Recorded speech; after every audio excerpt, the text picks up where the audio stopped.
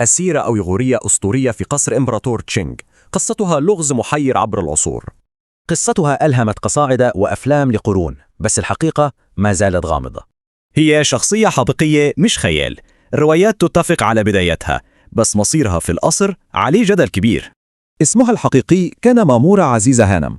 اتولدت سنة 1734 لعائلة نبيلة من سلالة صوفية. حياتها كانت درامية جدا، وهويتها تطورت مع كل مرحلة، وهذا واضح في أساميها الكثيرة. ما كانت بس جميلة، كانت كمان قائدة متعلمة وعندها مهارات عالية جدا. وباسم نور إيلانور هانم حاربت جنب زوجها ضد توسع إمبراطورية تشينغ. لكن بعد ما اتقتل زوجها وقعت في الأسر سنة 1762، والمفاجأة أن المحارب الشرس طلع امرأة جميلة. أخذوها لبكين وقدموها أسيرة للإمبراطور تشيانلونغ اللي طلب من كل الأسرى الركوع له، بس هي رفضت. تحديها لأقوى رجل في الإمبراطورية كان مطلق وثابت. الإمبراطور انبهر بيها وحاول يكسب قلبها، بنى لها مسجد وزرع أشجار من وطنها. لكنها هي قاومت، وكان معاها خنجر طول الوقت. هدفها ما كان حب، كان انتقام. طبعا والدة الإمبراطور شافتها خطر كبير، خافت على ابنها وعلى مستقبل الحكم. ويقال إنها استغلت غياب الإمبراطور وسممتها. السجلات بتقول إنها ماتت وعمرها 29 سنة. طيب فين اندفنت؟ هنا يبدأ لغز تاني. في مكانين كل واحد بيقول إنها مدفونة عنده. يعني الحكاية فين؟ في وطنها بكاشغر ولا في مقابر تشينغ الإمبراطورية في خبي؟ طيب خلينا نشوف الأدلة من مقبرة تشينغ. هل هي قوية فعلا؟ الباحثين عندهم شكوك كبيرة. باختصار، التحاليل العلمية بتقول إن المرأة اللي في قبر تشينغ غالبا مش هي إيبر خان الأسطورية. قصتها اتكتبت كذا مرة، وكل مرة بشكل مختلف، وغالبا لأسباب سياسية. يعني مرة كانت رمز للمقاومة، ومرة تانية رمز للوحدة الوطنية، وحديثا سفيرة ثقافية. حتى اسم إيبر خان نفسه يعتبر ترجمة حديثة تم اعتماده عشان يدي للأسطورة اسم أيغوري. في قصيدة منسوبة ليها بتقول فيها أنها مستعدة للموت، يعني كانت روحها مستعدة للشهادة مش للحب. ولهذا السبب أغلب الأيغور بيعتقدوا إنها مدفونة في تراب وطنها، قبرها الحقيقي في قلوبهم. السؤال اللي يبقى لما التاريخ بيتكتب من جديد، قصة مين اللي بتضيع؟ الصراع على ذاكرتها بيورينا إزاي التاريخ نفسه ممكن يكون أسير. اليوم قصتنا عن شخصية تاريخية معروفة بأسماء كثيرة، والأساطير تحيط بها من كل مكان. إنها قصة امرأة انحفرت في الذاكرة كرمز للمقاومة والكرامة. وهنا بالضبط يكمن جوهر قصتها، صراع بين الصورة اللي رسمت لها والواقع اللي عاشته. يعني هل كانت مجرد محظية جميلة وريحتها حلوة زي ما تقول الأسطورة، ولا كانت قائدة محاربة صمدت في وجه إمبراطور؟ خلونا نكتشف الحقيقة مع بعض. قصتنا الحقيقية ما بتبدأ من ولادتها، لا، بتبدأ من لحظة مصيرية غيرت كل شيء. اللحظة اللي دخلت فيها المدينة المحرمة كأسيرة.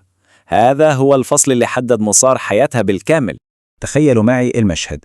تم تقديمها للإمبراطور تشيانلونغ، واحد من أقوى حكام الصين، والمطلوب منها إنها تؤدي طقوس الولاء المطلق. الضغط كان رهيب، والكل كان يستنى منها تخضع. لكنها هي وبكل شموخ رفضت. ردها القوي هذا ما كان مجرد تحدي، لا، كان إعلان عن هويتها وإيمانها اللي ما تنازلت عنه أبدا. من أول لحظة أثبتت إنها ما راح تكون أسيرة سهلة أبدا. طيب، عشان نفهم من هي هذه المرأة الشجاعة وكيف صارت بهذه القوة قبل ما تقع في الأسر، خلونا نرجع بالزمن لورا شوي. اسمها الأصلي كان ميمورة عزيزة خانم. هذا هو اسمها الحقيقي اللي بيعبر عن هويتها قبل ما تغيره السياسة والحرب. والشيء المثير للاهتمام هو اللي صار بعد زواجها. هي ما كانت بس زوجة، لا، صارت شريكة في الحكم، وحصلت على هذا اللقب القوي، الملكة الجليلة التي يغمرها النور، واللي بيعكس مكانتها كقائدة سياسية. الخط الزمني هذا بيلخص لنا رحلتها المليئة بالأحداث. شوفوا، من ولادتها في عائلة مهمة، لزواجها من قائد عسكري، وبعدين مشاركتها في الحكم وقيادتها للجنود في المعارك، وصولا للحظة أسرها. كل محطة من هذه المحطات كانت تصقل شخصيتها كمحاربة وقائلة. هي ما كانتش بس قائدة عادية، كانت شخصية متعددة المواهب بشكل لا يصدق. كانت متعلمة وشاعرة ومحاربة ومخططة استراتيجية. هذا المزيج النادر من المهارات بيوضح إنها كانت قوة حقيقية وبعيدة كل البعد عن صورة الأسيرة الجميلة والضعيفة. والآن خلونا نرجع لفترة أسرها ونشوف كيف استمرت هذه المعركة النفسية الشرسة بينها وبين الإمبراطور اللي كان يملك كل شيء، بينما هي ما كانت تملك إلا إرادتها. المقارنة هذه بتلخص الصراع كله. من جهة الإمبراطور حاول يغريها بكل الطرق الممكنة، بنى لها بيئة تشبه وطنها عشان يكسب قلبها، ومن الجهة الثانية كانت مقاومتها حديدية، رفضت كل شيء وظلت متمسكة بمبادئها، وحتى إنها كانت مسلحة بخنجر عشان تدافع عن شرفها. وهذه الكلمات اللي كتبتها بنفسها بتكشف لنا شو كان يدور في بالها. هي بتقول إنها مستعدة تموت ولا إنها تتخلى عن إيمانها وقيمها.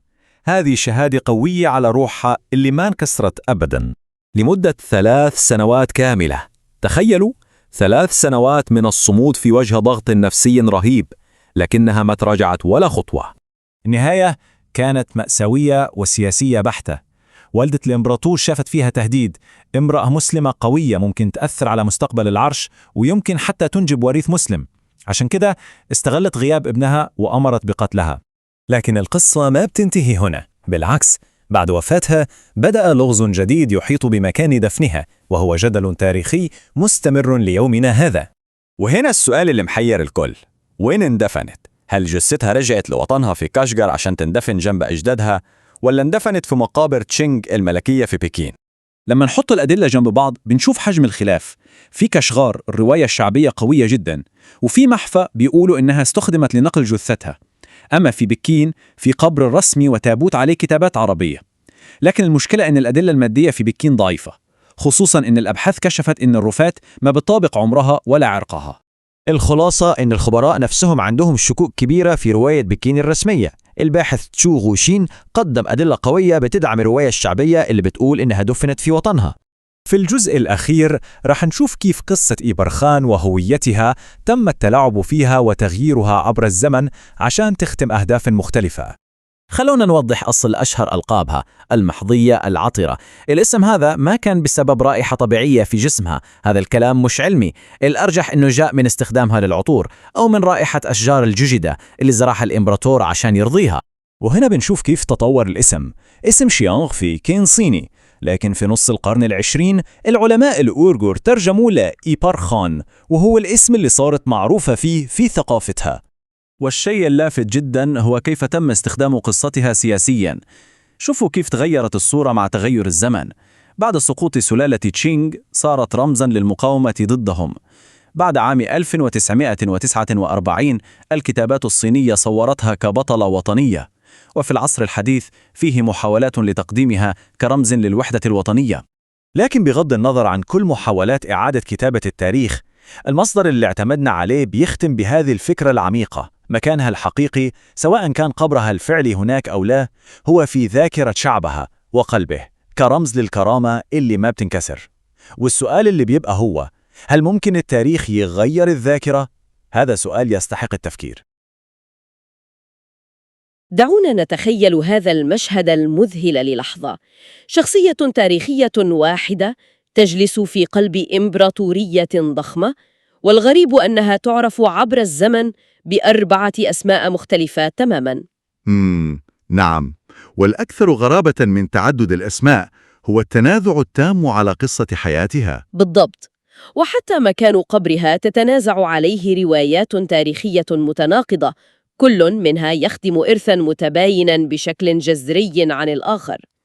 في تحليلنا المعمق للمصادر اليوم، وتحديداً الوثيقة البحثية المعنونة أسيرة في بلاط تشينغ إبرخان، لن نكتفي بمجرد سرد الأحداث. صحيح، لأن سرد الأحداث وحده لا يكفي هنا. فعلاً، مهمتنا هي تشريح الآلية التي يتم بها تفريغ محاربة شرسة وقائدة عسكرية من حقيقتها لتحويلها رغماً عنها إلى أسطورة خاضعة ولطيفة عرفت تاريخياً بلقب المحظية العطرة. حسناً، دعونا نفكك هذا الموضوع ونغوص في السجلات لنفهم كيف تصنع الذاكرة الجماعية. طيب، هذا التحول بالتحديد، يعني التحول من شخصية حقيقية مقاتلة إلى أداة دعائية، هو ما يجعل هذه الوثيقة دراسة حالة استثنائية جداً. دراسة حالة في صناعة التاريخ. بالضبط، نحن لا نقرأ مجرد سيرة ذاتية لامرأة متمردة، بل نشاهد عملية هندسة تاريخية حية. الوثيقة تمنحنا فرصة نادرة لنرى كيف يتم استخدام الفن والأساطير الشعبية وحتى الاكتشافات الأثرية لاحقاً لإعادة كتابة التاريخ وتطويعه لخدمة أهداف سياسية بحتة. إذن لفهم هذا التعقيد يجب أن نعود إلى الجذور. دعنا نضع الأمور في سياقها الحقيقي بعيداً عن الغموض الرومانسي. أول صدمة واجهتني بصراحة عند قراءة المصادم هي أن اسم إيبار خان ليس اسمها الأصلي على الإطلاق. أبداً. الوثيقة تكشف أن اسمها الحقيقي هو معمورة عزيزة. ولدت عام 1734 في منطقة نيلكا، ولم تكن مجرد فتاة عادية، بل تنحدر من سلالة عائلة خواجة آفاق. وهي عائلة تمتلك نفوذاً دينياً وسياسياً عميقاً جداً في تلك المنطقة. صحيح، لكن الصورة النمطية التي تتبادر إلى الذهن عن النبيلات في ذلك العصر هي الجلوس في القصور وانتظار الزيجات السياسية وتنسيق الأزهار ربما.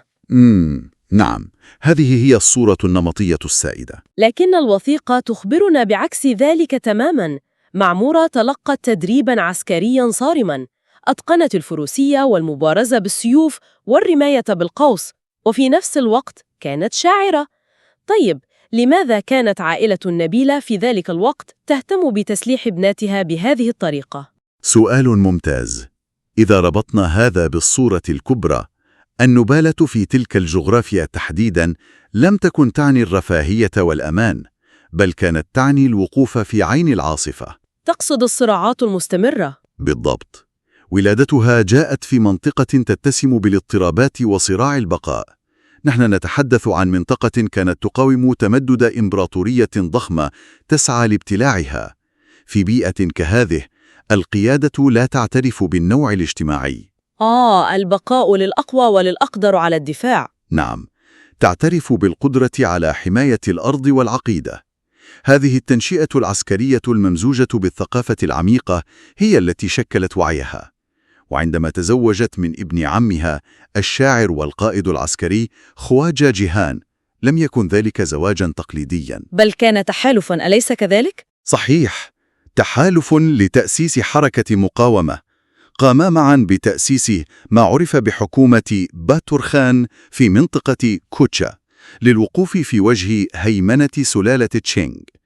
وفي تلك اللحظة المفصلية تخلت عن اسم معمورة واتخذت اسماً يحمل دلالة سياسية وروحية قوية جداً، وهو اسم نور إيلا نور هانم. بالضبط، والذي يعني الملكة المغمورة بالنور. طيب، لنقف لحظة هنا ونستوعب حجم هذا التحدي. سلالة تشينغ لم تكن مجرد دولة مجاورة عادية. نحن نتحدث عن قوة عظمى مطلقة في ذلك الزمن، قوة لا يستهان بها إطلاقاً. الإمبراطور الصيني كان يرى نفسه حاكماً لكل ما تحت السماء. إذن نحن لا نتحدث عن أميرة تنتظر في القصر، بل عن جنرال يقود المعارك أمام آلة حرب عملاقة لا تقهر. هذا يفسر المشهد السينمائي الذي تصفه الوثيقة لعملية أسرها عام 1762. المشهد الدرامي بعد مقتل زوجها. نعم، بعد مقتل زوجها بخيانة من حاكم بدخشان، هي لم تخضع، بل جمعت 400 جندي من الموالين وقادت هجوماً انتحارياً تقريباً عبر جبال البامر القاسية. وخلال المعركة الطاحنة ضد قوات الجنرال الصيني تشاو هوي حدث أمر مذهل. تسقط خوذتها العسكرية. بالضبط، طاحت خوذتها لتكشف للجنرال وجنودها عن امرأة بضفيرتين تقاتل بشراسة، مما أدى إلى إصدار الجنرال أمراً مباشراً بوقف القتل وأسرها حية ونقلها إلى بكين. وهذا المشهد كما تلاحظين يمثل نقطة الانكسار الجسدي، لكنه في الواقع بداية المواجهة النفسية. كيف ذلك؟ انتقالها من ساحات القتال المفتوحة والجبال القارسة إلى أروقة القصر الإمبراطوري المذهب لم يكن مجرد تغيير في الجغرافيا. السردية هنا تنتقل من حرب الجيوش إلى حرب الإرادات. الجنرال أدرك أن العودة إلى الإمبراطور برأس هذه القائدة لن يكون بوزن العودة بها حية ومخضعة. أسرها حية يمثل انتصاراً معنوياً أكبر. تماماً، لكن ما لم يدركه الجنرال ولا الإمبراطور نفسه هو أن جدران القصر لا يمكنها ترويض إيديولوجية بأكملها تجسدت في شخص واحد. وهنا يصبح الأمر مثيراً للاهتمام حقاً، وهو ما يقودنا إلى ذروة هذه القصة. تصل نور إلى بيكين وتجلب مقيدة لتمثل أمام الإمبراطور تشيان لونغ. بروتوكول القصر الصارم يفرض على الجميع أداء طقس الركوع 3 والسجود 9. طقس لا يستثنى منه أحد. لكنها تقف منتصبة وتنظر مباشرة إلى الإمبراطور وتقول بوضوح كما توثق السجلات: الإمبراطور ليس إله، نحن المسلمون نسجد لله فقط. موقف شجاع ومكلف جدا. طيب لحظة، أنا أحتاج إلى التوقف هنا، لأنني أجد اعتراضاً منطقياً. إذا كان الإمبراطور يملك كل هذه السلطة القاتلة، إمبراطور معتاد على سحق أي تمرد ومحو مدن من الخريطة، لماذا يتصرف بهذا الشكل اللين؟ لماذا لم يقم بإعدامها فوراً بتهمة الخيانة؟ هذا التناقض الظاهري له تفسير سياسي عميق. لفهم ذلك يجب أن نفهم كيف ينظر الإمبراطور تشيان لونغ إلى نفسه. هو لم يكن يرى نفسه كمجرد قائد عسكري يبطش بالمعارضين، بل صاغ صورته كأب للأمة. أب للأمة؟ نعم، راع للانسجام العرقي والثقافي داخل إمبراطوريته. إعدام امرأة أسيرة تقف أمامه مقيدة وتفضل الموت بشرف على الانحناء سيبدو عملاً من أعمال الضعف والهمجية، ولن يخدم صورته كحاكم مستنير. بالضبط. والأهم من ذلك هو كان يدرك تماماً أن قتلها سيحولها إلى شهيدة ورمز روحي يشعل ثورات لا حصل لها في موطنها. لذلك اختار مسار الاحتواء، أو ما نسميه اليوم بالقوة الناعمة. كان يريد كسر إرادتها لتصبح جزءاً من زينة قصره. لكن مستوى القوة الناعمة الذي تذكره الوثيقة هنا يتجاوز العقل، بل يميل إلى الجنون اللوجستي بصراحة. كيف ذلك؟ الوثيقة تذكر أنه بنى لها جناحاً كاملاً على الطراز المعماري الإيغوري داخل حدائق قصره، وأنشأ مسجداً خاصاً لها، ولم يتوقف عند هذا الحد. نعم، قصة العائلات. تخيل أنه قام بنقل 108 عائلات إيغورية من كاكشغار إلى بيكين لتأسيس ما عرف بحي المسلمين ذوي القبعات الحمراء خارج أسوار القصر مباشرة، فقط لتسمع أصواتهم ولا تشعر بالغربة. هذا مستوى مرعب من الحرب النفسية. إنه يعادل في عصرنا الحالي أن يقوم شخص مهووس بشراء مدينتك بأكملها وإعادة بنائها طوبة طوبة في حديقته ونقل جميع جيرانك للعيش هناك لإجبارك على الخضوع. وأضاف إلى ذلك زراعة أشجار العناب أو الجغدة التي جلبها من موطنها الأصلي خصيصاً لها. التشبيه الذي ذكرتيه دقيق جداً، لأنه يبرز جوهر العنف المعماري والنفسي الذي مارسه الإمبراطور. هو يخلق لها وهم الوطن داخل سجنها، والهدف من زراعة أشجار الجغدة وتأسيس الحي لم يكن رومانسياً أبداً، بل للسيطرة. تماماً.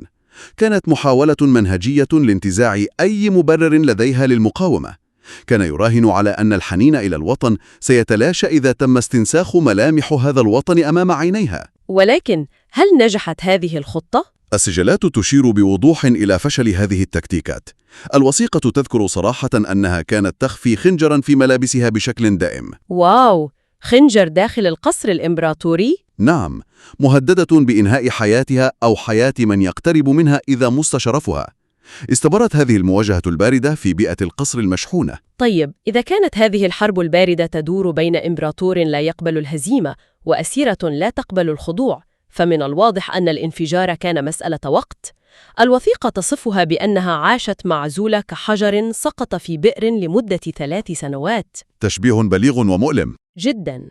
والنهاية لم تكن في ساحة معركة، بل كانت مأساوية. في عام 1765 تقتل بالسم على يد والدة الإمبراطور. الإمبراطورة الأم أجبرتها على شربه. لماذا تتدخل الأم لقتل أسيرة ابنها المفضلة؟ هذا التدخل كان استراتيجياً لإنقاذ السلالة من وجهة نظر الأم. الإمبراطورة الأم كانت تنظر إلى الصورة من زاوية مختلفة تماماً عن ابنها. تقصد أنها رأت ما لم يره الإمبراطور؟ بالضبط. الإمبراطور كان مشغولاً بترويض هذه الأسيرة كرمز لانتصاره، بينما كانت الأم ترى تهديداً وجودياً لعرش أسرة تشينغ. كان لديها هاجسان. الأول هو الخوف من تكرار التاريخ الدموي. كانت تتذكر كيف تم اغتيال الإمبراطور يونغ تشينغ في سريره سابقاً. وجود امرأة مسلحة بخنجر وتكن كراهية للإمبراطور كانت قنبلة موقوتة. والهاجس الثاني؟ احتمالية أن تنجب هذه الأسيرة وريثاً للإمبراطور. فكرة وصول وريث يحمل دماء إسلامية وانتماءات إيغورية إلى العرش الصيني كانت كابوساً يهدد النسيج الإيديولوجي للإمبراطورية. لذلك اتخذت القرار الذي لم يجرؤ ابنها على اتخاذه. ورغم هذه النهاية القاسية، صوتها لم يدفن في ذلك القصر. الوثيقة تورد قصيدة مؤثرة تنسب إليها في أيامها الأخيرة، شاركها الباحث نظام الدين حسين. تعبر الأبيات بوضوح عن استعدادها للموت وتفضيله على خيانة الوطن أو التخلي عن إيمانها.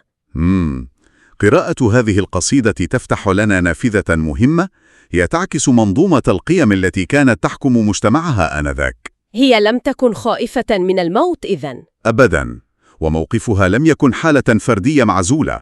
الوثيقة تربط بينها وبين نساء إيغوريات أخريات في التاريخ مثل نازوغوم التي قاومت حتى النهاية، أو قصة الفتيات السبع اللواتي فضلن القفز من الجبل على الاستسلام للغزاة. يعني هناك وعي جمعي يضع الشرف والإيمان فوق غريزة البقاء. صحيح. القصيدة المنسوبة إليها هي التوثيق الأدبي لهذه الروح المقاومة. وهذا يقودنا إلى اللغز الأكبر في هذا التحليل. من أين جاء اسم إيبارخان أو بالصينية شين في، والذي يترجم إلى المحظية العطرة إذا لم يذكر في سجلات قصر تشينغ إطلاقاً؟ المذهل هنا هو آلية صنع الأسطورة. الاسم لم يولد في القرن الثامن عشر، بل ظهر متأخراً جداً. الظهور الأول لاسم شيانغ في كان في عام 1914. 1914؟ يعني بعد وفاتها بقرن ونصف؟ بالضبط. وتخيل من كان وراءه. لم يكن مؤرخاً صينياً، بل رساماً إيطالياً يدعى ليون. رسم لوحة رومانسية لامرأة في زي فرسان، وكتب تحتها شيانغ في أميرة المناطق الغربية. يا سلام، لوحة إيطالية هي من بدأت هذه الأسطورة. وما قصة العطر الطبيعي الذي يفوح من جسدها؟ هذه الدعاية الحكومية ممزوجة بالاستشراق. الباحثون يفندون هذا علمياً. التفسير المنطقي في الوثيقة هو أن معمورة كانت تستخدم مستحضرات تقليدية مثل المسك وماء الورد، وهو ما لم يكن مألوفاً في البلاط الصيني. أو ربما ارتبطت الرائحة بأشجار العناب التي زرعها الإمبراطور من أجلها؟ هذا هو التفسير الأكثر ترجيحاً. رائحة أزهار الجغدة ملأت المكان، فربط الناس بين الرائحة الزكية والمرأة الغريبة. وبمرور الوقت تحولت الرائحة لتصبح صفة جسدية سحرية فيها. وكيف تحول الاسم إلى إيبارخان؟ في عام 1951 اتفق علماء إيغور على ترجمة شيانغ في إلى إيبارخان لتستخدم في الأعمال المسرحية الحديثة، فرسخ الاسم. إذن نحن أمام حملة علاقات عامة جردتها من خنجرها ومقاومتها، واستبدلت ذلك بعطر ساحر وقصة رومانسية. طيب، إذا كان اسمها محل نزاع، فليس من المستغرب أن يكون مكان دفنها ساحة لمعركة تاريخية أخرى. بكل تأكيد، الصراع حول قبرها هو تجسيد مادي للصراع على الرواية. الوثيقة تعرض روايتين تتصادمان بشكل مباشر. الرواية الأولى في كاشخار، حيث مقبرة خواجة آفاق، وهناك قبر يعرف بقبر إيبارخان. وتتحدث الروايات الشفوية عن نقل جثمانها في هودج سار لمسافة 5000 كيلومتر. نعم، والباحثون في الخمسينيات وثقوا وجود بقايا هذا الهودج هناك. هذا يعكس الإصرار الشعبي على استعادتها. لكن انتظر، في المقابل لدينا الرواية الثانية، اكتشاف قبر في مقابر تشينغ الشرقية قرب بكين عام 1979 يدعى قبر رونغ في. قصة رونغ في يحوي نقوشاً قرآنية ورفات، واعتبره بعض المؤرخين أنه قبر إيبارخان. كيف دحض الباحثون رواية قبر بكين في المصدر؟ من خلال التدقيق البيولوجي والزمني الصارم. دراسة الباحث جو غوشين التي توردها الوثيقة أثبتت أن رفات رونغ في تعود لامرأة تجاوزت 50 من عمرها وقت وفاتها. وهذا يتناقض تماماً مع معمورة. جذرياً. رونغفي دخلت القصر في سن 15 وتوفيت عام 1788، بينما معمورة أسرت في سن 27 وماتت شابة بعد 3 سنوات فقط. واو! إذا نحن أمام شخصيتين مختلفتين تماماً، وتم دمج شخصية رونغفي المطيعة مع شخصية معمورة المقاومة لخلق سردية مريحة سياسية. بالضبط، وهذا التوظيف السياسي للتاريخ استمر في الفن. في الخمسينيات صورت كبطلة مقاومة قومية صلبة، لكن انظري إلى ما حدث لاحقاً. تقصد المسرحية الموسيقية في عام 2007؟ نعم، تلك المسرحية صورتها كشخصية لطيفة مطيعة ساهمت في تعزيز العلاقات العرقية والوئام. تم محو الخنجر ورفض الركوع تماماً. يا لها من مفارقة! وهنا تبرز أهمية الوثيقة في دعوتنا للعودة للأحداث الأساسية لشخصية رفضت الرضوخ. إذن ماذا يعني كل هذا؟ حياة شخصية واحدة تحولت إلى مرآة تعكس صراعات الإمبراطوريات الاحتكار الذاكرة، وتؤكد لنا أهمية النظر إلى المصادر المتعددة لفهم كيف يصنع التاريخ. وفي الختام هناك فكرة استفزازية وردت في المخطوطة تتركنا أمام تساؤل عميق. المخطوطة تقول: التاريخ يكتبه 10 حكام ب10 طرق مختلفة. عبارة مخيفة لو تفكرت فيها. جداً. كم عدد القصص مثل قصة إيبار خان التي محيت تفاصيلها الأصلية من سجلات القصور لأنها لم تناسب المنتصر؟ وهل ما نعتبره اليوم تاريخاً وحقائق هو مجرد النسحة التي نجت من مقص الرقيب الإمبراطوري؟ سؤال يجعلنا نعيد النظر في كل شيء نقرأه. شكراً لمرافقتكم لنا في هذا التحليل المعمق للمصادر، وندعوكم دائماً لمواصلة البحث وطرح الأسئلة.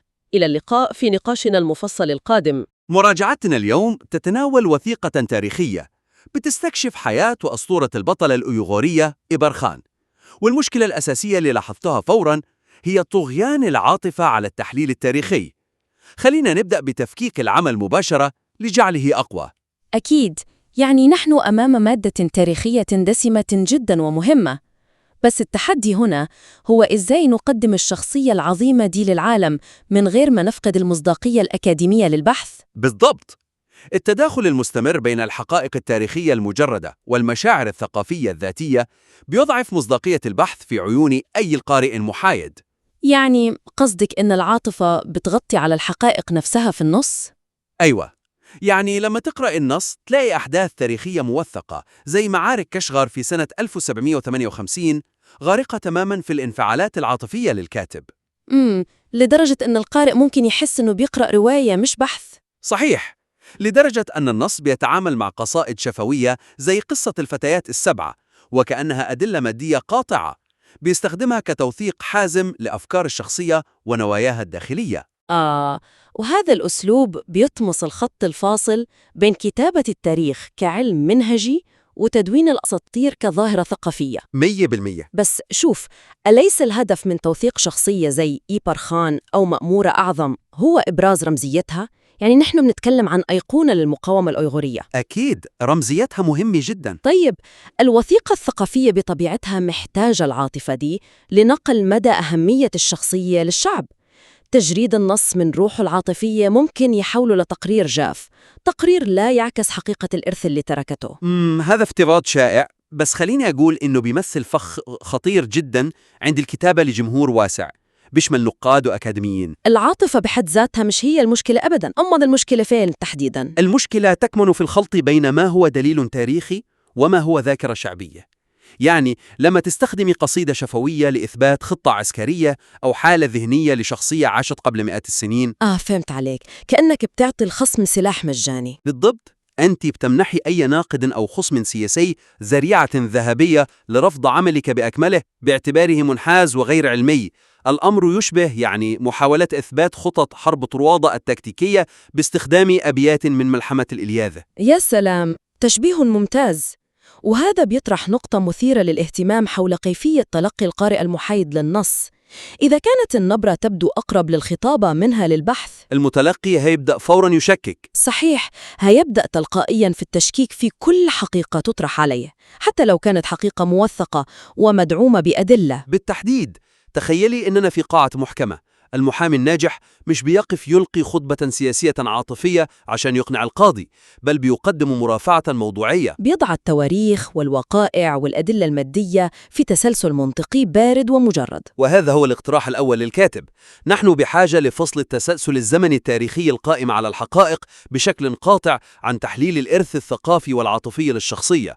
باختصار، لا تدمج المحاماة بالخطابة في نفس الفقرة. طيب، لو كنت أنا اللي بحرر النص ده، كنت هبدأ بتطبيق ده من خلال تجميع كافة التواريخ المؤكدة. زي إيه مثلا؟ يعني ولادتها، المعارك الفعلية اللي قادتها في كاشغر، تفاصيل الأسرى وأسماء القادة التاريخيين، كلها في قسم تاريخي بحت يخلو تماماً من أي صفات عاطفية. قسم مجرد تماما من الاستنتاجات حول ما كانت تشعر به. بالضبط. في العادة لما نتكلم عن تشخيص طبي مثلاً، بيكون في توقع بالدقة المتناهية. الأمر يشبه صورة الأشعة السينية. نحن محتاجين نشوف العظام التاريخية الصلبة للقصة مرئية وقوية بدون أي تشويش عاطفي. صورة الأشعة السينية دي هي الهيكل اللي هيتبني عليه كل شيء لاحقاً، وبمجرد ما تؤسس المصداقية الباردة والصلبة دي، تقدر وقتها تنشئ قسم جديد ومستقل. ممكن يحمل عنوان زي التأثير الثقافي والرمزية، صحيح؟ أيوة، وفي القسم ده تقدر تناقش بحرية تامة كيف خلدت الذاكرة الشعبية الأيغورية قصة إبرخان.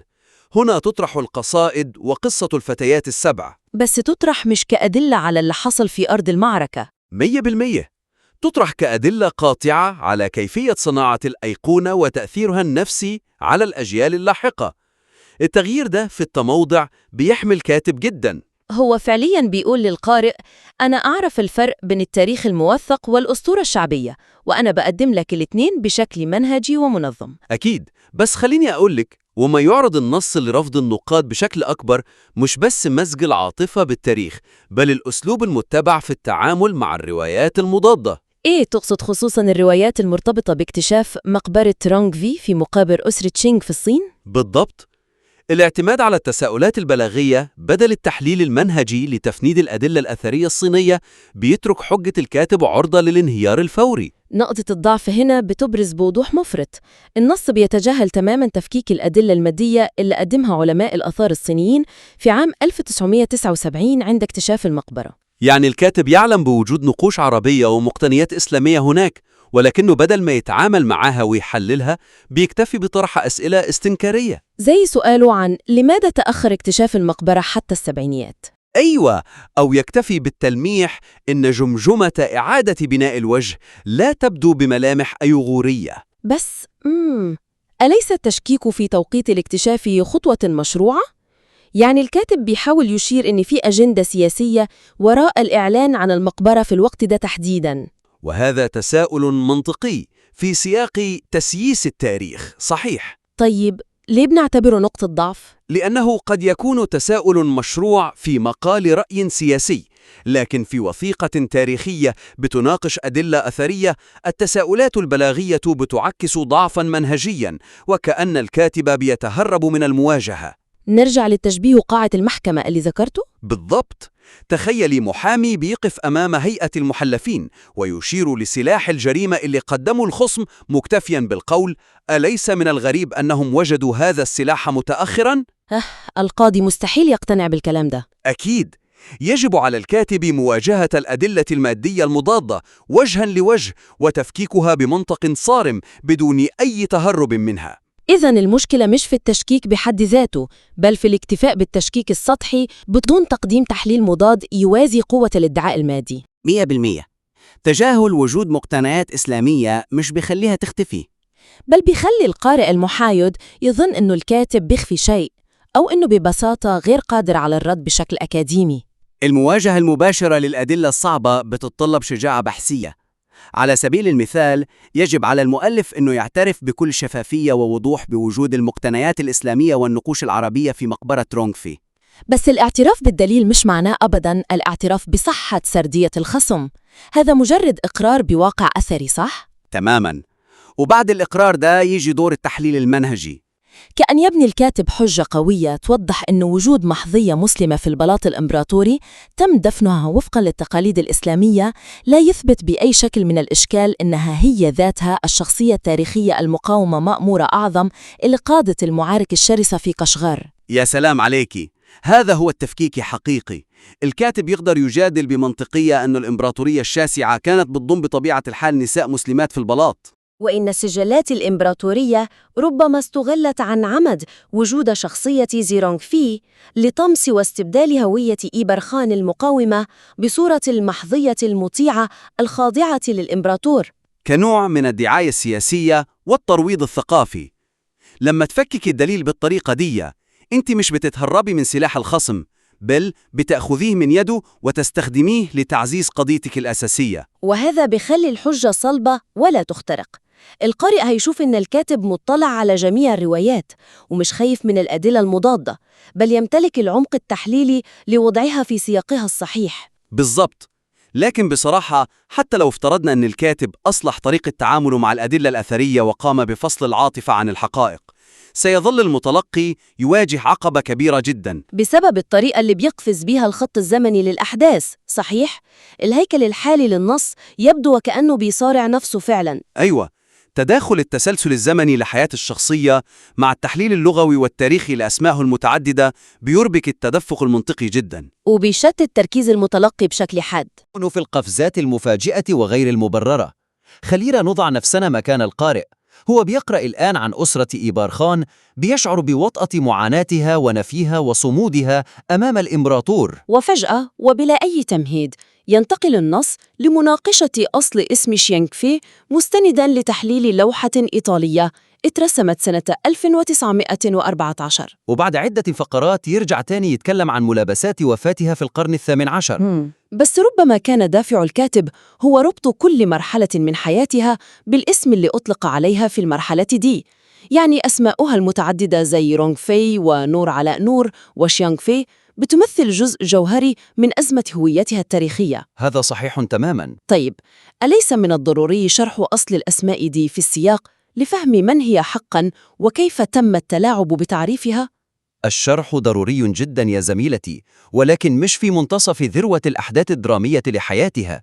يعني التوقيت هو المشكلة. بالضبط. التداخل ده بيقطع حبل السرد التاريخي وبيخرج القارئ من حالة الاندماج العاطفي مع مأساتها ليدخله في نقاش لغوي أكاديمي بارد. تخيلي إنك بتشاهدي فيلم وثائقي عن شخصية عظيمة، وفي أكثر اللحظات حرجاً وإثارة في حياتها يتوقف الفيلم عشان يقدم محاضرة لغوية مدتها 10 دقائق حول كيفية نطق اسمها في السجلات الأجنبية بعد 100 سنة من وفاتها. 100%. هذا بيفصلك تماماً عن القصة. الحل الجذري هنا هو إعادة هيكلة الوثيقة وتقسيمها لنصفين رئيسيين منفصلين تماماً. وهذا بيتماشى مع فكرة فصل الحقائق عن العاطفة اللي ناقشناها في البداية. كيف ممكن نتخيل الهيكلة الجديدة دي عملياً لتجنب التشتيت؟ النصف الأول يجب أن يخصص للشخصية التاريخية. هنا يلتزم الكاتب بسرد زمني متصل ولا ينقطع إطلاقاً لحياتها. يعني نبدأ بولادتها سنة 1734 ثم زواجها فدورها القيادي الحاسم في المعارك، وبعدين وقوعها في الأسر وتفاصيل صمودها في القصر الإمبراطوري وصولاً للحظة المأساوية لوفاتها. لا يسمح بأي قفزات للمستقبل، ولا تناقش أي تحليلات لغوية لأسماء أطلقت عليها لاحقاً. بالضبط. هذا بيخلق وتيرة سردية قوية، بيبني تعاطف تراكمي وبيخلي القارئ يعيش حياة المرأة الحقيقية وكأنها بتحدث أمامه. وما إن يسدل الستار على وفاتها يبدأ النصف الثاني، واللي ممكن نطلق عليه صناعة الأسطورة أو ربما حروب الهوية. أوافقك الرأي. وفي القسم ده بالذات تتغير وتيرة النص تماماً من السرد التاريخي لتحليل بوليسي مثير. هذا الوصف دقيقاً جداً. في قسم صناعة الأسطورة يأخذ الكاتب حريته الكاملة في تفكيك كيف استغلت هويتها من قبل أطراف مختلفة عبر القرون. هنا توضع نقاشات الأكاديمية العميقة حول كيفية تحور اسمها من نور على نور إلى شيانغ في ثم رونغ في. وهنا كمان تدمج اللوحة الإيطالية لسنة 1914 وتحلل المسرحيات اللي اتكتبت في الخمسينيات زي مسرحية غضب إيبرخان. المثير في الهيكلة دي إنها مش بس هتعالج مشكلة التشتت، بل هتخلق عنصر تشويق استثنائي للقارئ. أنت بتقدم للمتلقي القصة المأساوية والنقية للمرأة ومعاناتها كإنسانة، وبعد ما يرتبط بيها تصدمه بقصة بوليسية منفصلة حول كيف تم التلاعب بهويتها وسرقة إرثها بعد موتها. ممتاز. وضع التحليلات اللغوية في سياق دراسة ما بعد الوفاة بيمنحها وزن أكبر بكثير، وبيجعلها دليل على محاولات طمس الهوية بدل من كونها مجرد حواجز بتعيق قراءة قصة حياتها. التغييرات دي على الرغم من كونها بتعتمد في المقام الأول على إعادة ترتيب وتوجيه المادة الموجودة بالفعل، إلا إنها قادرة على نقل الوثيقة بالكامل، تنقلها من كونها مجرد سرد محلي عاطفي لمستوى دراسة أكاديمية وثقافية صلبة لا يمكن دحضها بسهولة أبداً. وإحنا هنا لا نطلب من الكاتب التخلي عن القضية، بل بنمنحه الأدوات الاستراتيجية للدفاع عنها بفعالية أكبر وبمنطق أقوى. بصراحة إبرخان شخصية تفيض بالقوة والتعقيد، والمادة الأولية المقدمة من الكاتب غنية جداً وتحمل الكثير من الإمكانات اللي تستحق فعلاً هذا المستوى من التدقيق المنهجي. قدمنا مراجعتنا اليوم تحليل شامل للنقاط اللي يمكن تحسينها لرفع مستوى هذا العمل. تركزت النصائح القابلة للتنفيذ على 3 محاور رئيسية. أولاً، فصل السرد التاريخي الموضوعي عن الاستنتاجات العاطفية والثقافية لمنع النقاد من استغلال القصائد واللغة العاطفية كذريعة لرفض موثوقية العمل بأكمنه. ثانياً، تفنيد الأدلة الأثرية المضادة وجهاً لوجه بدلاً من التهرب منها، وتوضيح كيف إن وجود مقتنيات إسلامية في مقبرة رونغفي لا يثبت الرواية الصينية، بل قد يعكس محاولة لمصادرة هوية إبرخان. وأخيراً، إعادة هيكلة النص لينقسم بوضوح بين سرد متصل لحياتها التاريخية وتحليل منفصل لكيفية تشكل أسطورتها وتغير أسمائها عبر الزمن للحفاظ على انتباه القارئ. نحن ندعو المستمع لإجراء التعديلات المنهجية دي وإعادة تقديم العمل مرة أخرى عشان نشوف كيف تطورت هذه الوثيقة. نترقب بشغف النسخة القادمة. مرحباً بكم في حوار الرؤى. تعرف، في عام 1979 فتح علماء الآثار قبراً إمبراطورياً صينياً كان مغلقاً لقرون. كانوا يبحثون عن رفات تلك المحظية الأسطورية المسلمة، صحيح؟ بالضبط، محظية أسرت في حرب طاحنة. يعني السردية الشعبية كانت دائما تقول إنها ماتت شابة ومتمردة، لكن ما وجدوه بالداخل لم يحل اللغز بل حطمه تماما. وهذا فتح بابا لأحد أعقد حروب الهوية في التاريخ الحديث. يعني إنها بداية تليق برواية بوليسية تاريخية. تماما، لكننا هنا نتحدث عن واقعة حقيقية وموثقة. نحن نقف اليوم أمام شخصية من القرن ال18 في بلاط سلالة تشينغ الصينية، وهي شخصية تداخلت فيها السياسة مع الأسطورة لدرجة أن الأسماء بحد ذاتها تشكل متاهة للمؤرخين. صحيح. نحن نتحدث عن السيدة الأيغورية النبيلة التي عرفت مامور عزيزة هانم ونور إلى نور وشيانغ في ورونغ في، وطبعا الاسم الأكثر شهرة اليوم إبرخان. وهذا التعدد في الأسماء ليس مجرد تفصيل عابر، بل هو جوهر الخلاف الذي نناقشه اليوم. إذن ما هو السؤال المركزي هنا؟ السؤال هو: هل نحن أمام أسيرة سياسية صلبة قاومت الإمبراطور ورفضت الخضوع حتى تم اغتيالها دفاعاً عن عقيدتها؟ أم أن الواقع يشير إلى شخصية تكيفت واندمجت تدريجياً في البلاط؟ وهل صورتها كشهيدة مجرد بناء سياسي لاحق؟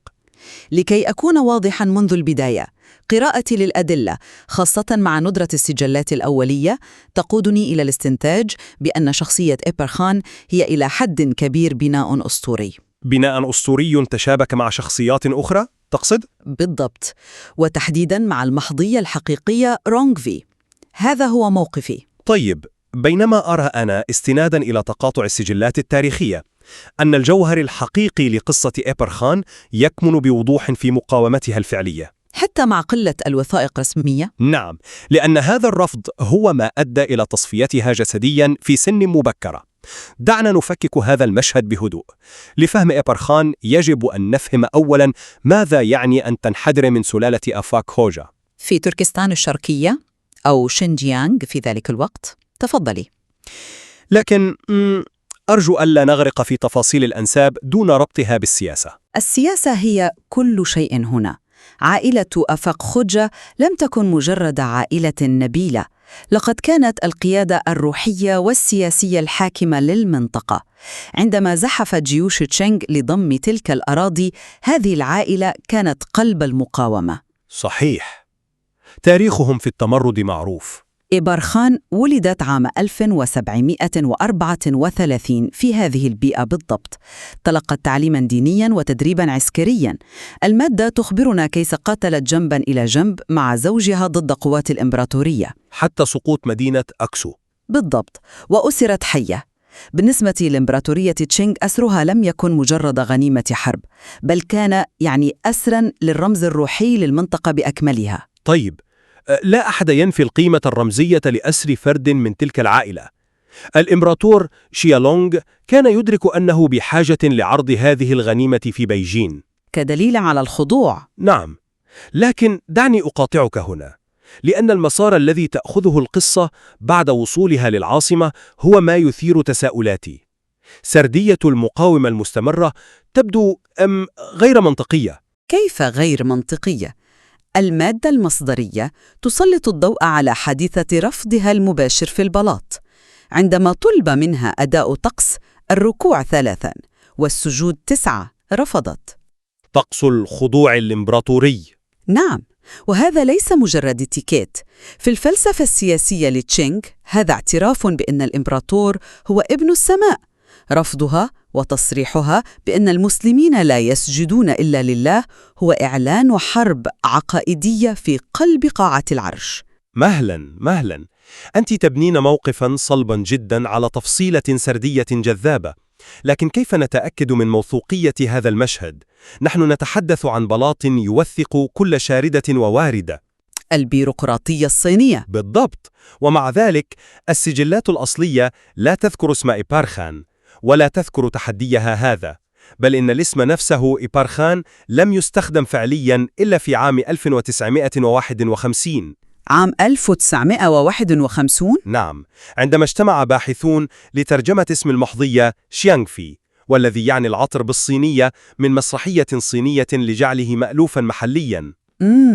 لكن ولنزيد الأمر تعقيداً، أنت تستندين إلى قصيدة تنسب إليها عن تفضيلها للموت. هل تعلمين متى ظهرت هذه القصيدة؟ في المخطوطات المحلية. لا، برزت فجأة عبر دفتر ملاحظات لباحث في أواخر القرن العشرين. كيف نتقبل قصيدة ظهرت بعد 200 عام كوثيقة تاريخية؟ طيب، أرى النقطة التي تثيرها حول التدوين المتأخر، لكن دعنا ننظر إلى كيفية انتقال التاريخ الشفوي في المناطق المقموعة. تقصدين أنهم لم يتمكنوا من تدوينها علناً؟ بالضبط، وغياب اسمها في السجلات الصينية الرسمية أمر منطقي جداً. الإمبراطورية لن تدون تحدي أسيرة لسلطة الإمبراطور، لأن ذلك يكسر هالته المقدسة.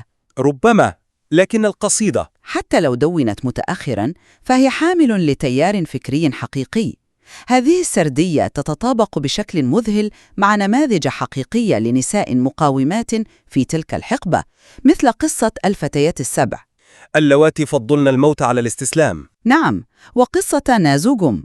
إبارخان ليست استثناء غريبا، بل هي امتدادا طبيعي لثقافة الرفض في تلك المنطقة. ربطك ذكي، لكن ألا تلاحظين أن هذا التطابق المذهل هو بالضبط ما يضرب موثوقية القصة؟ كيف؟ أنا أقرأ هذا التطابق بطريقة معكوسة. الرواية الشعبية الأيغورية احتاجت إلى رمز. ماذا فعلوا؟ استنسخوا النمط الأصلي للمقاومة. أنت تقول إنهم لفقوا القصة؟ أخذوا ملامح الفتيات السبع ومزجوها بشجاعة نازوغوم وأسقطوها على المحظية الغامضة في بكين لابتكار هذه الأيقونة. التاريخ هنا توارى خلف الحاجة النفسية لبطلة، ولدي أدلة مادية من داخل القصر تتحدى فكرة الرفض والموت السريع. أدلة مادية؟ تقصد المسجد والأشجار؟ بالضبط، نحن نتحدث عن أدلة معمارية وبيئية ضخمة. الإمبراطور أمر ببناء مسجد ضخم في بكين، واستجلب 180 عائلة أيغورية لإنشاء حي إسلامي حوله، لتسكين غضب المنطقة، ليس من أجلها فقط. والأكثر من ذلك جلب أشجار الجيجيدة من موطنها لتزرع في القصر. هل يبدو لك هذا تصرف إمبراطور يواجه متمردة شاهرة سيفها يومياً؟ يعني هذه الإجراءات وفرت لها مساحة للحفاظ على هويتها. هذا يتناغم مع سرديات شخصية تكيفت تدريجياً وأوجدت لنفسها مساحة نفوذ. اسمح لي، لأن هذا التفسير يتجاهل تماماً ميكانيكية السيطرة الإمبراطورية. التسامح المزعوم هنا ليس تسامحاً، بل هو تقنية ترويض. ترويض؟ بإنشاء مسجد؟ الإمبراطور لم يكن يتصرف كحاكم متسامح، بل كان يتصرف دعنا نقول أمين متحف. أمين متحف؟ اشرحي لي هذا الرابط. يعني أمين المتحف يجمع القطع الأثرية النادرة من الشعوب المغلوبة ويضعها في صناديق زجاجية مكيفة، ليس احتراما لثقافتها بل لإظهار هيمنته. لعرضها. بالضبط. الإمبراطور بنى المسجد ليس لتصلي بحرية، بل لتحنيط ثقافتها وعرضها ضمن مجموعته الإمبراطورية. القفص الذهبي المزين بأشجار الجيجدة يظل قفصاً. تشبيه قوي، لكن والأهم من ذلك، دعنا ننظر لكيفية انتهاء حياتها. السجلات مثل كتاب واقعات كاشغار واضحة، قتلت وهي في 29 من عمرها بتوجيه من والدة الإمبراطور. ولكن لماذا تتدخل والدة الإمبراطور لقتل أسيرة إذا كان الإمبراطور يبذل كل هذا الجهد لاسترضائها؟ ألا يبدو هذا تناقضاً؟ على العكس، هذا يفسر ديناميكيات البلاط الداخلي بدقة. الإمبراطور كان مهووساً بامتلاكها، لكن والدته كانت ترى الأمور ببراغماتية مرعبة. خوفاً من تأثيرها؟ الإمبراطورة الأم كانت تتذكر مأساة والد الإمبراطور الذي يشاع أنه اغتيل في فراشه. عندما ترى امرأة مسلحة بنصل مخفي ترفض الخضوع، فهي ترى تهديداً أمنياً للعرش. فاستغلت غياب الإمبراطور وأعدمتها. بالضبط، لتنهي هذا الصداع الأمني إلى الأبد. قصة متماسكة ومثيرة، ولا أنكر أن صراع الإمبراطور ووالدته معتاد، لكن لكي ينهار هذا البناء الذي شيدتيه للتو، يكفي أن نعود للخطوة الأولى. القبر الذي تحدثنا عنه في البداية؟ نعم، أنت تتعاملين مع المقاومة التي ماتت في 29 على أنها شخصية تم اغتيالها. ماذا لو قلت لك إن الأدلة الأنثروبولوجية تقول العكس تماماً؟ أنت تقصد اكتشاف عام 1979 لجمجمة رونغ فاي؟ نعم، هذا الحدث مفصلي. لعقود كانت السردية تقول إن إيبرخان المتمردة هي نفسها رونغ فاي، لكن عندما فحص العالم الصيني جو غوشين كانت النتيجة صدمة. الفحص العظمي؟ التحليل أثبت قاطعاً أن الجمجمة لامرأة تجاوزت 50 من عمرها، بل إن مقتنيات الدفن تضمنت طقوساً بوذية بجانب كتابات بالعربية. امرأة عاشت حتى 50 ودفنت بطقوس مختلطة، هذا ينسف فكرة أنها قتلت شابة. انتظر لحظة، أنت تستخدم هذا الدليل بطريقة مضللة تماماً. الدليل الأنثروبولوجي هذا هو في الواقع أقوى حجة تدعم موقفي أنا. يا إلهي، كيف يمكن لجمجمة امرأة في 50 أن تدعم قصة مقتل شابة في العشرينيات؟ لأنها تفصل بينهما. الدليل يثبت بشكل حاسم أن السيدة التي عاشت للخمسينيات وتكيفت مع طقوس بوذية هي المحظوية رونغ فاي، شخصية حقيقية اندمجت في البلاط وماتت ميتة طبيعية. طيب، لكن هذه ليست إيبرخان. الجمجمة تثبت أن البلاط والروايات اللاحقة قاموا بخلط ممنهج بين شخصيتين. أخذوا هوية المتمردة التي قتلت وألبسوها عباءة المرأة المندمجة لخلق سردية عن الوئام العرقي. واو، نظرية مؤامرة إمبراطورية. إنه تلاعب بالسجلات.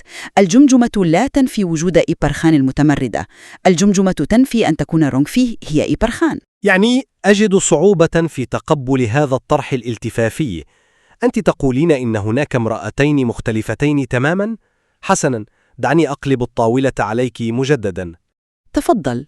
إذا اتفقنا أن رونغ فاي شخصية منفصلة، فهذا يترك إيبرخان في موقف أضعف بكثير تاريخياً. إذا سحبنا منها وثائق رونغ فاي، ما الذي يتبقى؟ السجلات المحلية تذكر وفاتها. دعني أرسم لك صورة لوحش فرانكنشتاين التاريخي الذي تدافعين عنه. لدينا اسم إبرخان المخترع عام 1951، ولدينا صورة زيتية رسمت عام 1914 تظهر امرأة بدرع غربي. لوحة كاستليوني، نعم. ولدينا قصيدة ظهرت من العدم في أواخر القرن العشرين. هل ترين؟ السردية القومية جمعت اسم مسرحية مع لوحة إيطالية مع قصيدة حديثة لتخلق رمزا لا وجود له. أنت تدافعين عن صورة مجمعة بالفوتوشوب التاريخي. هذا تبسيط مخل جدا لقوة الرواية الشفوية. لا يمكنك أن تطلق عليها وحش فرانكشتاين لمجرد أن القطع عثر عليها في فترات مختلفة. لكن الأدلة متناثرة جدا. نعم، الأسماء ترجمت والصور أضيفت لها طوابع أسطورية، لكن هذا لا يمحو النواة الصلبة للحقيقة المادية. عندما تزيل الترجمة واللوحات يتبقى جوهر مدعوم بمخطوطات محلية لم يكتبها بيروقراطي في بكين. تقصدين قصة الأسر؟ يتبقى حقيقة لامرأة أسرت في حرب طاحنة، سيقت للعاصمة وواجهت أعتى آلة إمبريالية، واختارت أن تموت في 29 على أن تصبح زينة للقصر. هذه المقاومة هي ما جعل الذاكرة الجمعية تتشبث بها. طيب، بينما أرى أنا في ختام نقاشنا أن التشابك العضوي بين الأسماء والاعتماد على بناءات متأخرة يجعل من المستحيل ادعاء وجود نسخة تاريخية نقية لإبارخان. كل جهة استخدمتها لهدفها. بالضبط، من إمبراطور تشينغ الذي بحث عن رمز لشرعيته إلى الحركات القومية الحديثة، كل جهة أخذت الشظايا التي تخدم سرديتها. لا توجد إبارخان واحدة، بل انعكاسات لمرآة مكسورة. أتفق. ورغم هذا الخلاف العميق بيننا حول الحقيقة مقابل البناء الأسطوري، أعتقد أننا نتفق على الجاذبية الاستثنائية لقصة إبارخان. صحيح، إنها تكمن في هذه المساحة الرمادية. قدرة مذهلة لشخصية أو مزيج من شخصيات على حمل كل هذه التناقضات: الشهيدة والمحظية والمقاتلة والرمز الذي يعاد تعريفه مع كل حقبة. أتفق معك تماماً. القصة تتجاوز مجرد تحديد من مات متى وأين. لفهم التاريخ علينا تفكيك الروايات التي تكتبها السلطة لتبرير تسامحها، وتفكيك روايات الشوق الشعبي بحثاً عن أبطال. وهذا ما يجعل التاريخ مساحة حية. النصوص والمقابر والجماجم لا تقدم لنا إجابات مريحة، بل تفتح أبواباً لأسئلة أعمق حول كيف نصنع أبطالنا. أروقة قصر تشينغ ورمال حوض طارم لا تزال تخفي أسراراً تستحق الاستكشاف. شكراً لكم على المتابعة، ولنا لقاء في نقاش قادم ضمن حوار الرؤى.